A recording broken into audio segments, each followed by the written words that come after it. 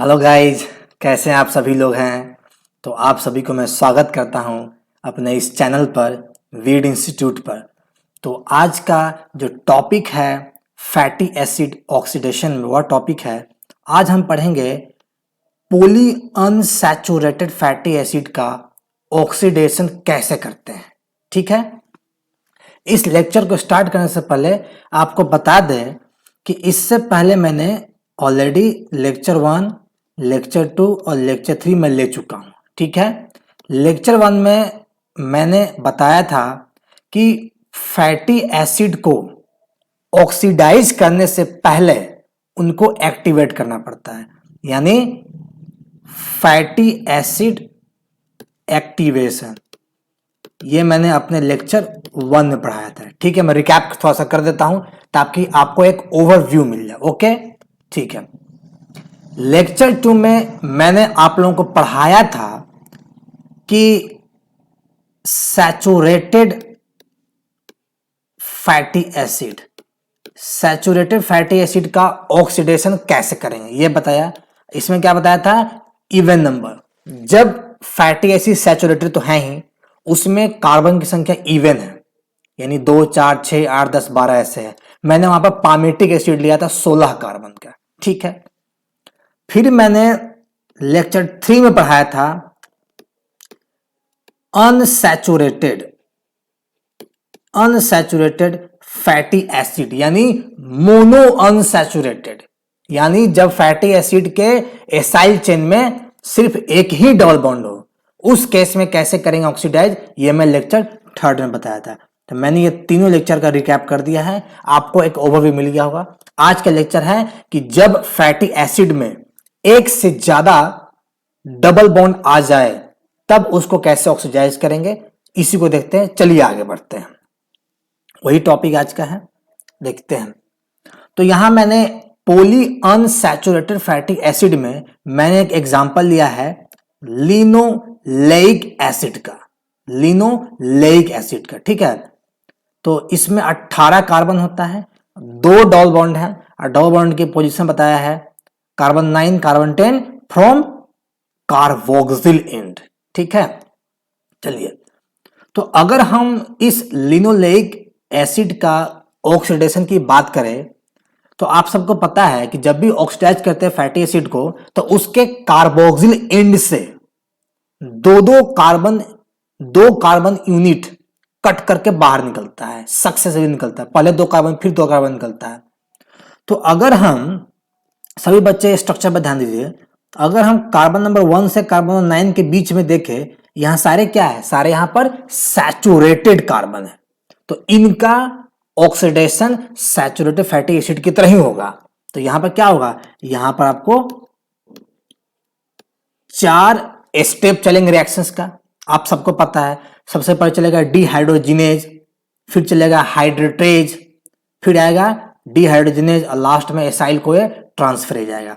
4 step चलेगा। तो देख लो कितना मॉलिक्यूल बनेगा। मैं आपको नीचे वाला स्ट्रक्चर में दिखा दूंगा कितना बनेगा।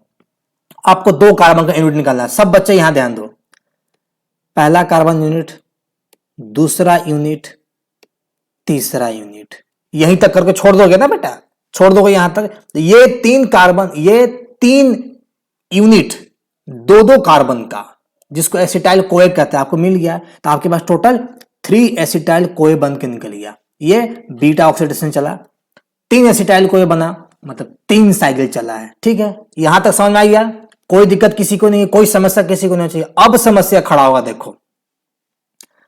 जब यहां से तोड़ दिया तो इस बॉन्ड पर COSCO जैसा ये मोइटी, मैं इसको राउंड करता हूं, ये मोइटी टूट करके इस कार्बन पर अटैच हो जाएगा। हमने यहां अटैच कर दिया, तो इससे जुड़ा हुआ ये कार्बन पहला है, ये कार्बन पहला हो गया, ये दूसरा, ये तीसरा है, चौथा, पांचवा, छठा, सातवां। अब पोजीशन हमने डबल बॉन्ड का चेंज कर दिया, क्योंकि पहले 18 कार्बन था तो यहां पर 3 एसिटाइल कोए, जो 2 कार्बन का था वो कट के निकल गया, 3 दूना 6, यानी 6 कार्बन खत्म हो गया। तो बचा कितना, हमारे पास बच गया टोटल 12 कार्बन का चेन बच गया, जिसका नाम है सिस डेल्टा क्यूब, सिस डेल्टा 6। क्यों, क्योंकि थर्ड कार्बोक्सिल एंड से थर्ड पोजीशन पर जो डबल बॉन्ड है इसका सिस कॉन्फ़िगरेशन है और सिक्स्थ वाला भी सिस कॉन्फ़िगरेशन है। यहां ये प्रोडक्ट मिलकर तैयार हो गया। क्या यहां तक सारी बातें क्लियर है? कोई दिक्कत तो किसी को नहीं होना चाहिए, मैं अच्छे से बता दिया। अब जब सिस डेल्टा क्यूब सिर्फ डेल्टा 6 बन गया, अब यहां प्रॉब्लम खड़ा हो जाएगा। क्या प्रॉब्लम खड़ा होगा? अब देखो, सबसे पहला प्रॉब्लम कि यहां पर डबल बॉन्ड का जो पोजीशन है वो रॉन्ग पोजीशन पर रखा गया, यानी दोनों डबल बॉन्ड गलत पोजीशन पर है। ठीक है, यानी यहां पर इवन कार्बन नंबर पर डबल बॉन्ड का पोजीशन है जो गलत है, इसको रेक्टिफाई करना है, इसको सुधारना पड़ेगा। दूसरा, यहां पर जो डबल बॉन्ड है कार्बन कार्बन डबल बॉन्ड, उसकी जो कॉन्फ़िगरेशन है वह कॉन्फ़िगरेशन सिस में है, ट्रांस में नहीं है। और आपको पता होना चाहिए कि जब कॉन्फ़िगरेशन सिस में होगा तो फैटी एसिड ऑक्सीडेशन में एक स्टेप होता है जहां पर एक एंजाइम यूज करते हैं, उस एंजाइम का नाम है हाइड्रेटेज एंजाइम। ये हाइड्रेटेज एंजाइम सिर्फ और सिर्फ ट्रांस डबल बॉन्ड पर ही अटैक करेगा, सिस पर अटैक नहीं करेगा। ये दो सबसे बड़ी समस्या है जो कि पॉली अनसैचुरेटेड फैटी एसिड में होता है। यानी इसके बाद अगर ऑक्सीडाइज करोगे तो पहले आपको सिस को ट्रांस में कन्वर्ट करना पड़ेगा और डबल बॉन्ड के पोजीशन को सही समय पे लाना पड़ेगा, सही जगह पे लाना पड़ेगा, तब काम कर पाएंगे। यहां तक समझ में आया? मैंने पूरी बात अच्छे से समझा दिया है। अब चलते हैं नेक्स्ट स्लाइड में। ठीक है, चलते हैं इस स्लाइड पर। आइए, जो 12 कार्बन का है, अब यहां ध्यान दीजिए। आप सबको पता है कि ये जो कार्बोक्सिल एंड है, इस एंड का जो पहला कार्बन होता है इसको सेकंड कार्बन दिया, लेकिन अल्फा बीटा के फॉर्म में कहे तो ये अल्फा कार्बन, ये बीटा कार्बन है। और आप सबको पता है गाइस, बैकग्राउंड वाइज इग्नोर कर दीजिएगा, आप सबको पता है कि जब तक अल्फा और बीटा कार्बन के बीच में डबल बॉन्ड नहीं आ जाता है तब तक वहां पर हाइड्रेटेज नाम का एंजाइम काम नहीं करेगा। ठीक है, आई समझ में? कोई दिक्कत नहीं। तो सबसे पहला काम क्या है कि हम ये जो आपका सिस फॉर्म में जो कन्फिगरेशन था, यहां का डबल बॉन्ड को उठा करके हमको सेकेंड और थर्ड कार्बन के बीच में लाना है, जो मैंने यहां लाया सेकेंड और थर्ड कार्बन के बीच में इस थर्ड फोर्थ वाले डबल बॉन्ड को शिफ्ट करके सेकेंड थर्ड के जगह पर लाना है। इसके लिए हमने क्या एंजाइम यूज किया है? इसके लिए एंजाइम यूज किया है डेल्टा 3। क्यों कहा? क्योंकि डबल बॉन्ड का पोजीशन डेल्टा 3 और डेल्टा 2, क्योंकि यहां पर ला रहे हैं डबल बॉन्ड, तो डेल्टा 3 डेल्टा 2 इनोइल कोई आइसोमेरेज। तो हमने यहां पर सिस कार्बन पर जो डबल बॉन्ड था उसको शिफ्ट करके हमने कहां डाल दिया? 2-3 पोजीशन में डालकर रख दिया। आई बात समझ में? कोई दिक्कत तो नहीं है, कोई समस्या तो नहीं। अब ध्यान से देखो कि कार्बोक्सिल एंड के बाद जो पहला कार्बन था, ये अल्फा कार्बन, ये बीटा कार्बन है, तो अल्फा बीटा के बीच में डबल बॉन्ड आ गया। और ऐसा ही होता है सैचुरेटेड फॉर्म में, तो ये तो आपका आसानी से टूट जाएगा। अब इस पर आपका हाइड्रेटेज नाम का एंजाइम काम कर सकता है, मतलब अब इस पर नॉर्मल बीटा ऑक्सीडेशन चलेगा। अब चलते हैं नेक्स्ट स्टेप पर, ये इसको तोड़ेंगे कैसे, चलते हैं नेक्स्ट स्टेप पर। अब देखिए क्या लिखे हैं स्लाइड में, मत देखिए, मैं जो समझा रहा हूं रिएक्शंस के थ्रू उसको देखिए, मजा आएगा, आपको हमेशा याद रहेगा। देखो 2-3 पे हो गया। अब जब यहां पर बीटा ऑक्सीडेशन करोगे तो सबसे पहले तो आपको ऑक्सीडेशन करना पड़ेगा और एक साइड चलना पड़ेगा। देखो जब ऑक्सीडेशन करोगे ना तो याद रखना यहां पर एक OH आगे बन जाता है। ठीक है, अब देखो क्या होगा। अब यह होगा कि ये कार्बन और ये कार्बन, इस दो कार्बन वाला जो यूनिट बनेगा जिसको एसिटाइल कोए बन, तो ये टूट के बाहर निकल गया, तो आपको एक एसिटाइल कोए बन के निकल गया। क्लियर है? कोई दिक्कत नहीं है। अब क्या होगा, आगे जब फर्दर रिएक्शंस होगा तो इस HCO जैसा ये CO जो है ये बाद में क्या होगा, ये बाद में इस कार्बन पर ट्रांसफर हो जाएगा। ठीक है, यहां पर ट्रांसफर कर देंगे तो क्या होगा, ये 1 2 3 4 हो जाएगा। अब देखो ये वहां पर ट्रांसफर किया ना, यहां तो ट्रांसफर किया, तो ये कार्बन यहां 1 हो गया, ये 2 हो गया, यहाँ 3 हो गया, ये 4, ये 5, यानी अभी डबल बॉन्ड का पोजीशन बदल गया। ध्यान से समझना मैं जो समझा रहा हूं, ये हट कर, क्योंकि ये तो टूटा, तो ये जब टूट गया तो यहाँ अभी भी कार्बन है, इस पर कौन जुटेगा, यही ना आकर जुट जाएगा कार्बन। अब देखो, अब जैसे जुटा तो क्या हो गया, यहाँ कार्बन 1 बन गया। ठीक है, और सेकेंड थर्ड फोर्थ फिफ्थ आपका डबल बॉन्ड तैयार हो गया। क्यों डबल बॉन्ड होगा? क्योंकि यहाँ पर आपका बीटा ऑक्सीडेशन चला है और वहां पर डिहाइड्रोजन ने एक डबल बॉन्ड ला दिया। क्लियर हो गया? कोई दिक्कत नहीं, कोई समस्या नहीं। अब देखो, अब यहां एक समस्या क्या है, यहां जो समस्या देखो, यहां पर जो आपका डबल बॉन्ड है, double bond are in conjugate form, are in conjugate form. दिख रहा है ना आपका डबल बॉन्ड कॉन्जुगेट फॉर्म कैसे?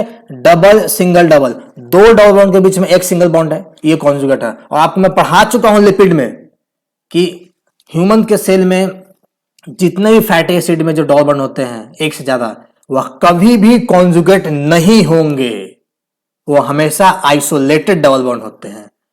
तो ये सबस्ट्रेट आगे रिएक्शन में पार्टिसिपेट नहीं करेगा। तो यहां क्या करना होगा, दोनों में से किसी एक डबल बॉन्ड को रखना है, एक को हटा देना है, मतलब इनको रिड्यूस्ड कर दो, डबल बॉन्ड को हटाओ, हाइड्रोजन दो, रिड्यूस करो। अब यही अगला स्टेप देखेंगे जो रिडक्शन होगा, ये है रिडक्शन। तो यहां रिडक्शन में 2,4-डाइइनोइल कोई रिडक्टेज एंजाइम यूज किया है। ये एंजाइम याद रखना, बहुत इंपॉर्टेंट एंजाइम याद रखना, क्योंकि मैं बहुत पहले आपको बताया था कि दो एडिशनल रिएक्शंस करते हैं। अगर मोनो अनसैचुरेशन है तो वहां पर हम एक अलग से एंजाइम लेंगे आइसोमेरेज, लेकिन अगर पॉली अनसैचुरेटेड है तो वहां आइसोमेरेज भी काम आएगा और रिडक्टेज भी काम आएगा। ये दो की एंजाइम है, कल को यही आपसे पूछ देगा, आपको याद रखना चाहिए। अब जरा ध्यान दो, सब स्ट्रक्चर पे ध्यान दो। देखो 2, 3, 4, 5 है ना, इस दोनों में से किसी एक डबल बॉन्ड को हटाना है, तो इसने हटाया, तो क्या करो, रिडक्शन करोगे ना, तो याद रखना 2,4-डाइइनोइल कोई रिडक्टेज एंजाइम जो है ये NADPH डिपेंडेंट है। क्यों? क्योंकि ये एंजाइम जब दोनों में से किसी एक डबल बॉन्ड को रिड्यूस्ड करेगा तो इसको चाहिए हाइड्रोजन, तो हाइड्रोजन कौन देगा? हाइड्रोजन देता है NADPH वाला, यानी ये NADPH का हुआ ऑक्सीडाइज हो जाएगा और हाइड्रोजन डोनेट कर देगा। तो दोनों में से एक डबल बॉन्ड टूटा और ये थर्ड और फोर्थ के बीच में आकर डबल बॉन्ड बन गया। ये जो था ना, ये जो आपका कार्बन में फोर्थ पर जो डबल बॉन्ड का पोजीशन है, ये गलत पोजीशन है। फोर्थ वाले पोजीशन पर कभी भी इस केस में आपका ये आगे फर्दर उस पर रिएक्शंस नहीं हो पाता है। क्लियर हो गया? कोई दिक्कत नहीं, कोई समस्या नहीं। अब देखो 3, 4 पर डाल दिया, लेकिन अब यहां देखो ना, कार्बन नंबर 1 यहां, 2 यहां, डबल बॉन्ड ये अल्फा होगा, ये बीटा होगा, तो डबल बॉन्ड अल्फा बीटा के बीच में होना चाहिए। ठीक है, अब इस पर फर्दर रिएक्शंस होगा। चलते हैं नेक्स्ट स्लाइड में। अब यहां फिर से आइसोमराइजेशन होगा। आइसोमराइज तो कर रहे हैं ना, उसको दूसरे कार्बन कार्बन डबल बॉन्ड पे शिफ्ट कर रहे हैं, आइसोमराइज कर रहे हैं। अब ये डबल बॉन्ड जो थर्ड फोर्थ के बीच में डबल बॉन्ड है, ये डबल बॉन्ड यहां से हट करके सेकेंड थर्ड के कार्बन के बीच में चला जाएगा। इसके लिए इनोइल कोई आइसोमरेज एंजाइम काम किया है। तो दो ही एडिशनल एंजाइम काम करता है अनसैचुरेशन में। अगर मोनो अनसैचुरेशन होगा तो सिर्फ इनोइल कोई आइसोमरेज काम करेगा। अगर पॉली अनसैचुरेशन होगा, यानी एक से ज्यादा डबल बॉन्ड है, तो वहां दो एंजाइम काम करेगा एडिशनल। एक होगा इनोइल कोई आइसोमरेज और दूसरा होगा रिडक्टेज एंजाइम। क्लियर हो गया? कोई समस्या नहीं आप लोगों को? बात समझ में आ रही है? चलिए, जब सेकंड थर्ड पर आपने ला दिया तो क्या करोगे? अब देखो, अब तो ये वापस क्या हो गया, this substrate is similar to saturated fatty acid. तो this substrate undergo what? Normal beta oxidation. मैं कोशिश कर रहा हूं साफ साफ लिखते हैं, ठीक है। अब क्या नॉर्मल होगा? देखो, अब नॉर्मल जब बीटा ऑक्सीडेशन होगा तो वही 4 एंजाइमेटिक रिएक्शंस चलेंगे। तो कितना बनेगा स्टाइल को जरा देखो, पहले देखो कितना साइकिल चलेगा। देखो समझा रहा हूं, याद रखना। दो कार्बन का निकालो ना, तो 1 2 3 हो गया और यहां 4 हो गया, तो चलेगा 4 साइकिल। तो 4 साइकिल में 4 स्टाइल कोई बन गया और लास्ट का जो 2 कार्बन का जो कंपाउंड निकल के बाहर निकला वो ऑलरेडी एसिटाइल कोए के फॉर्म में है। तो टोटल 4 साइकिल चला, अब बना कितना? 5 एसिटाइल कोए बना। आपको यही अप्रोच रखना है, सवाल कभी गलती नहीं करो। जितना साइकिल उसका एक ज्यादा एसिटाइल कोए, जितना ज्यादा एसिटाइल कोए उसका एक कम आपका साइकिल होगा। तो यहां जाकर के आपका पॉली अनसैचुरेटेड फैटी एसिड का कंप्लीट डिग्रेडेशन मैंने करके रख दिया। क्लियर है? किसी को कोई समस्या नहीं, कोई दिक्कत? आशा करता हूं सबको समझ में आ रहा होगा। कोई भी दिक्कत होगा बेझिझक, विदाउट एनी हेजिटेशन, आप कमेंट सेक्शन में लिखना, आपको जवाब जरूर दूंगा मैं। ठीक है, ये लेक्चर ही समाप्त होता है।